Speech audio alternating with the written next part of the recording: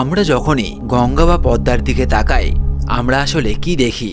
ঘোলা জল, কিছু নৌকা আর দূরে আবছা হয়ে যাওয়া দিগন্ত, তাই তো? কিন্তু আমি যদি আপনাকে বলি এই যে জলরাশি যা বয়ে যাচ্ছে হাজার হাজার বছর ধরে, এর ঠিক নিচে একদম তলদেশে লুকিয়ে আছে একটা আস্ত বিশাল সাম্রাজ্য। ইতিহাসের বই আমাদের ছোটবেলা থেকে একটা কথাই বলে এসেছে, বাংলায় নাকি কোনো বড় পাথরের সভ্যতা ছিল না, আমাদের নাকি শুধুই মাটির ঘর আর খড়ের চাল, আমাদের নাকি দেখানোর মতো কিছু নেই। কিন্তু এই ইতিহাস কি সম্পূর্ণ, নাকি এর কিছু পাতা ইচ্ছে করেই ছিঁড়ে ফেলা হয়েছে? আজ আমি আপনাকে কোনো রূপকথা শোনাবো না, আটলান্টিস বা হারিয়ে যাওয়া দ্বারকার গল্পও বলবো না। আজ আমরা ডুব দেব আমাদের নিজেদের পরিচিত এই নদীর অতল গভীরে। কারণ ভূতাত্ত্বিকরা এবং স্থানীয় মানুষেরা এমন কিছু ইশারার কথা বলেন যা শুনলে আপনার পায়ের নিচের মাটিও সরে যেতে পারে। হয়তো এই ঘোলা জলের নিচেই ঘুমিয়ে আছে হারিয়ে যাওয়া একটা রাজপ্রাসাদ, এক বিশাল নগরী যা আমরা ভুলে গেছি।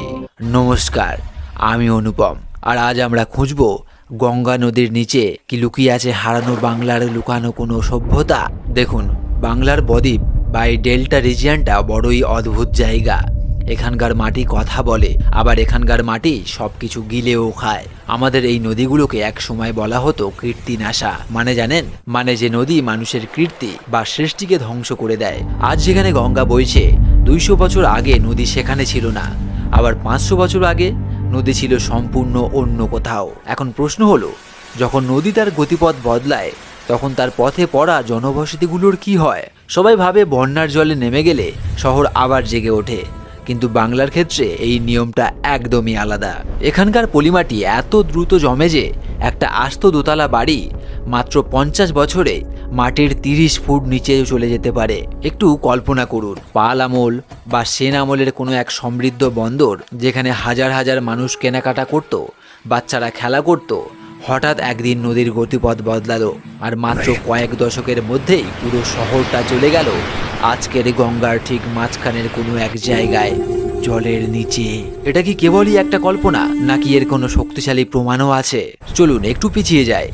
আজ থেকে প্রায় 2300 বছর আগে গ্রিকবিদ আলেকজান্ডার যখন ভারত আক্রমণ করতে এসেছিলেন, তিনি ভিয়াস নদী পার করে আর এগোতে সাহস পাননি। কেন জানেন? কারণ তার গুপ্তচরেরা তাকে খবর দিয়েছিল পূর্ব দিকে গঙ্গা নদীর মোহনায় এক বিশাল শক্তিশালী জাতি বাস করে। গ্রিকরা এদের নাম দিয়েছিল গঙ্গারিডাই। তাদের হাতির বাহিনী ছিল দুর্ধর্ষ, তাদের সম্পদ ছিল অঢেল, কিন্তু সবচেয়ে বড় রহস্য হলো তাদের রাজধানী কোথায় ছিল। টলেমির ম্যাপে একটি বন্দরের উল্লেখ আছে যার নাম গঙ্গে। বলা হয় এটি তৎকালীন পৃথিবীর অন্যতম ধনী শহর ছিল। মসলিন, হিরে, হাতির দাঁত এখান থেকেই তো বিদেশে যেত। কিন্তু আজ বাংলার ম্যাপে গঙ্গে বলে কোনো শহরই নেই। চন্দ্রকেতুগড় বা তাম্রলিপ্তের ধ্বংসাবশেষ আমরা পেয়েছি ঠিকই, কিন্তু সেগুলো মাটির নিচে ছিল। তাহলে সেই মূল রাজধানী, সেই সিটি অফ গোল্ড কোথায় গেল? অনেক ঐতিহাসিক মনে করেন এই বিশাল শহরটি কোনো বিদেশি আক্রমণ ধ্বংস করেনি, ওটাকে গিলে খেয়েছে স্বয়ং গঙ্গা নদী। হয়তো আজকের ডায়মন্ড হারবার বা সাগরদ্বীপের কাছে জলের নিচে কোথাও এখনও সেই শহরের দেয়ালগুলো দাঁড়িয়ে আছে। ইতিহাস বই প্রমাণ খোঁজে, কিন্তু লোককথা খোঁজে স্মৃতি। আমি এই ভিডিওর জন্য রিসার্চ করতে গিয়ে নদীর পাড়ের কিছু জেলের সাথে কথা বলেছিলাম। তারা যা বলেছে তা হাড় হিম করা। মাঝ নদীতে এমন কিছু জায়গা আছে যেখানে জাল ফেললে আটকে যায়, মনে হয় নিচে বড় বড় পাথর সাজানো আছে। একবার এক ডুবুরি নেমেছিল, সে ফিরে এসে ভয়ে কথা বলা বন্ধ করে দিয়েছিল। সে নাকি দেখেছিল জলের নিচে মন্দিরের মতো চূড়া। এগুলো কি শুধুই গাঁজাখুরি গল্প?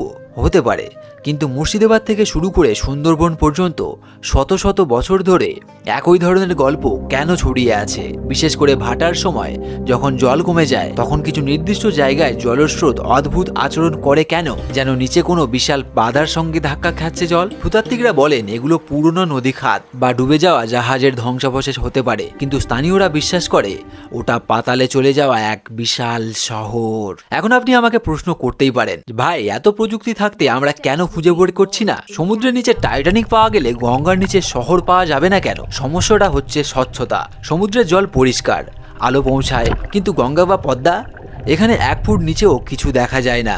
এখানকার জল মানেই কাদা আর বালির মিশ্রণ। সবচেয়ে ভয়ের ব্যাপার হলো বাংলার পলিমাটি কংক্রিটের মতো কাজ করে। কোনো শহর যদি ডুবে যায় তবে মাত্র 100 বছরের মধ্যে তার উপর 10 থেকে 20 ফুট মাটির স্তর পড়ে যায়। সাধারণ সোনার বা রাডার এই মাটির স্তর ভেদ করতে পারে না। এর জন্য দরকার সাব বটম প্রোফাইলার, যা মাটির গভীরে দেখতে পায়। কিন্তু দুঃখের বিষয়, গঙ্গার এই অংশগুলোতে আজ পর্যন্ত কোনো বড় সিরিয়াস আর্কিওলজিক্যাল সার্ভে হয়নি। আমরা ধরেই নিয়েছি নেই, তাই আমরা আর খুঁজিও নি। একটু ভাবুন তো, যদি কাল সকালে খবরের কাগজে হেডলাইন বের হয়, গঙ্গার নিচে পাওয়া গেল 2000 বছরের পুরনো এক অক্ষত শহর। আমাদের গর্ব, আমাদের ইতিহাস, আমাদের মেরুদণ্ড সব বদলে যাবে না? আমরা আর তখন বলবো না যে আমরা গরিব ছিলাম। আমরা জানবো আমরাই ছিলাম সেকালের রাজা।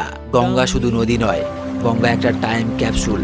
হয়তো সে অপেক্ষা করছে সঠিক সময়ের, অথবা হয়তো সে চায় না তার বুকের ভেতরের রহস্য কেউ জানুক। যাই হোক, যতদিন না প্রমাণ মিলছে ততদিন এটা শুধু একটা থিওরি। কিন্তু মনে রাখবেন, সত্য সব সময় মাটির গোপরে থাকে না, মাঝে মাঝে তাকে খুঁড়েও বের করতে হয়। আপনার কি মনে হয়, গঙ্গার নিচে কি সত্যিই হারিয়ে যাওয়া বাংলা লুকিয়ে আছে, নাকি সবটাই নদীর খেলা? নিচে কমেন্টে আপনার যুক্তি দিয়ে জানান। আমি প্রত্যেকটা কমেন্ট পড়ার চেষ্টা করব। আর যদি মনে হয় বাংলার ইতিহাসের এই অজানার দিকগুলো সবার জানা দরকার, তাহলে ভিডিওটা শেয়ার করুন। কারণ ইতিহাস কেউ আমাদের হাতে তুলে দেবে না, আমাদেরকেই খুঁজে নিতে হবে। দেখা হচ্ছে পরের ভিডিওতে আরও এক গভীর রহস্য নিয়ে। ততক্ষণ ভালো থাকবেন আর সাবধানে থাকবেন। ধন্যবাদ।